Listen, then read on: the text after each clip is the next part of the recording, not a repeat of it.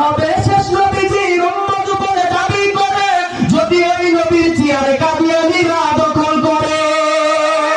আমরা আমাদের নবীকে ভালোবাসি তো আলহামদুলিল্লাহ। কে কে ভালোবাসি জোরে হাত উঠিয়ে দেখাই লিল্লাহি তাকবীর।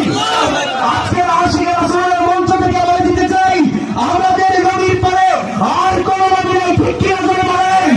অতএব কাদিয়ানীরা কাফের ছিল, কাফের আছে, আজীবন কাফের থাকবে, ঠিক কি না জোরে বলেন? এই কাদিয়ানীদের পক্ষে যদি বাংলার কোন সুশীল নামক কুলাঙ্গার কখনো কোনো কথা বলতে চায় বাংলার জনতা জুতা পিটা করে দেশ থেকে দাঁড়াবে ইনশাআল্লাহ। কি হবে শেষ নবীজির উম্মত বলে দাবি করে যদি ওই নবীর চেয়ারে কাদিয়ানীরা দখল করে? নবীজির জন্য যদি রক্তের বহে নদী, নবীজির জন্য যদি রক্তের বহে নদী, তবু মোরা হরব না এই দাবি থেকে, তবু মোরা হরব না এই দাবি